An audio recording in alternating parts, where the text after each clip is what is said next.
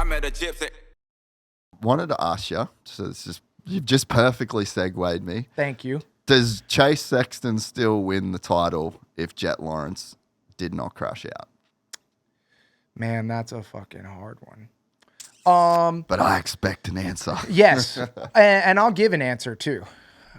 There's no wrong answers. No, there isn't. We'll never know. Chase won it. Yep, Chase is my homie, and I really am a big Chase fan. Mm-hmm. But I do think that Jett probably would have won the title. But with that being said, Chase and Jett were tied at the end where Jett got hurt. Okay. And Hunter was leading. So that means at the beginning of the season, Hunter was doing better. Now, if Jett had a perfect season, not a perfect season, but a not hurt, ideal season for Jett, I do think he would have won, But Jett was doing some weird shit. From the first round all the way to Colorado, he wasn't like he was the year prior. So to me, I don't know if something was with his home life. I don't know if something was with the bike. I don't know if maybe Hunter was beating him at the practice track. I don't know if those were just some weird hiccups. But back to, it's not bad luck. There's a reason why those things were happening. Jett was not the Jett we saw last year. And the bigger question to me is, here's my question for you, okay? Does Chase still end up being on that high at the end of the season with Jett in the field? On that high in what way? Like did he get that good? Does Chase get as good as he did at the end of the season with Jett there? No. But it's what's your reasoning, though? It's the craziest. It's such a crazy dynamic. Right? It's fun to watch. There's three. It's like, you got the cups and you put the ball under. That's what this is. You got the Hunter Cup and you got the Jett and you got the Chase Cup. And then there's a championship under one of them and you do that.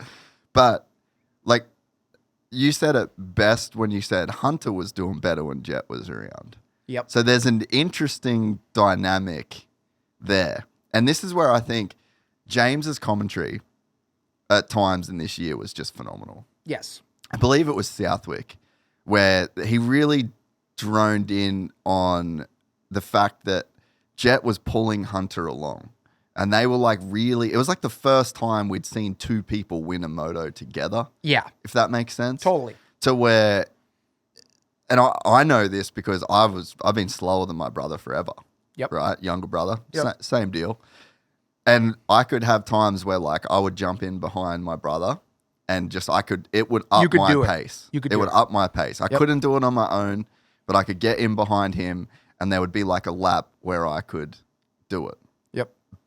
But then his pace would out, eventually. Eventually he just streaks away, right? Yes. So you think about, you got Jett out front that was able to, he was using Hunter as he was fast. It's like he was splitting the difference between his pace and Hunter's pace. Yeah. So he was kind of in this zone where he was attaching, come on, let's go, jump on the back. Then that gave Chase a harder task. Yeah. Because he's okay, well, I've got to pass this guy who's riding great.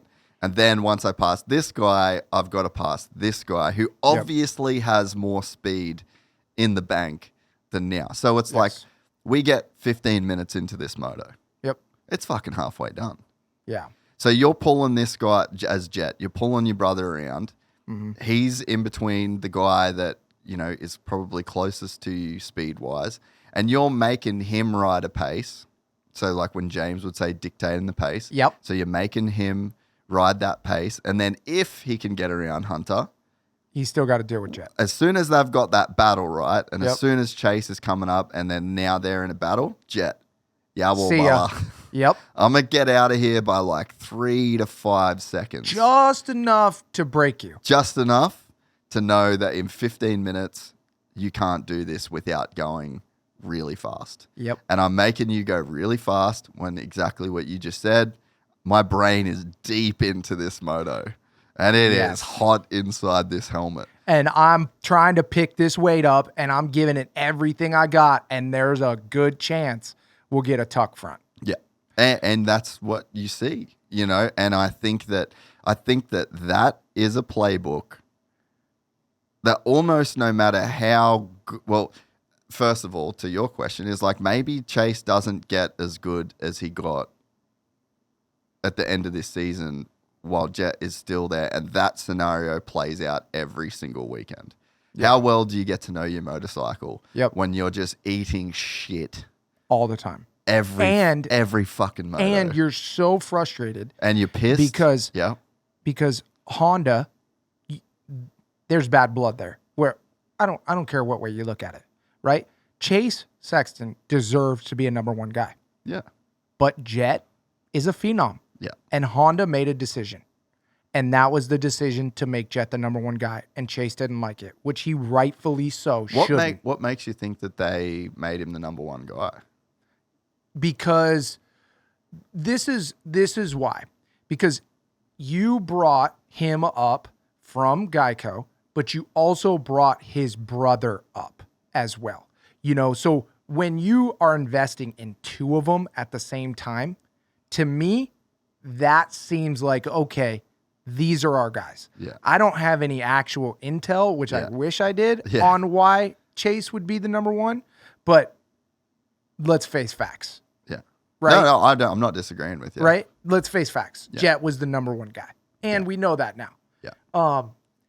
So Chase, rightfully so, should be a number one guy on the team and deserves to get that attention. And I'm saying that's 100% why. I don't think it was the bike.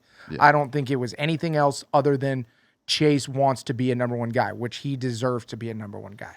Yeah, you can't operate in that environment. Knowing Lars and knowing B-Dub and knowing like the Honda, obviously knowing the boys. Yeah. Like you could just see, it's almost like, it's like natural selection. It is. You know, it is. It's unfortunate. Yeah. There's no like intentional. Man, that's a great way to put it. It's just full evolution. Yeah. Because Chase could have been, Lars could have been not biased, but it wouldn't have mattered because when Jett's fucking cheering with Lars, Chase is like, fucking duh. Yeah. You know what? I wanted to win. I should be that guy. And then when you've got like this weird scenario where you've got Dazzy, who's just like phenomenal. Yeah. Like the guy he's so humble and like he questions everything. Like at the very start of the podcast, like never thinking he's right. He gets shit so right because he thinks he's so wrong. Yeah. You know, like really dives in, really does the work, really does the testing, really trying to figure it out. Gets a real answer. Yeah, he wants the truth. Yes. He doesn't want his thing to be right. He doesn't want his ego flattered. He doesn't want to be the man. He doesn't want a title. He doesn't want to be officially employed by the team. He doesn't want none of that shit. Yeah. Just kind of wants to know what's going on. Yep. Like, what's the truth? Yes. Is the bike good? Is the frame stiff? Yes. Is the frame soft? Yeah. Like, which one is it? Yes. Because I don't fucking know by looking at it. You know? Yes. And then, so you've got that guy. You get that guy, you're Lars Lindstrom. You get that guy. And he's like doing the right, you're just like, hey, come on, bring it over here. Yes. Again, he's been in the game long enough to know that it's hard to make a motorcycle better. Dude, Lars is a pimp. Full G. Like proper G. Yes. But so naturally this thing just starts to evolve and it goes that direction. I heard that they made everything available to Chase. So when Dazzy, on the last frame, not the new frame, they actually made it stiffer. Yeah. So it felt stiff, but it was actually too flexible. So they gusseted up the frame in like a bunch of different places because it was just it was like rubber bandy. Yeah. And which is what they did this year too. Because I guess the rule is that you can add, but you can't take. Yes. If you enjoyed this content, please like and subscribe. And to listen to the full 3-hour podcast, search Gypsy Tales in your favorite podcast platform or click the link in the description below. Gypsy Gang.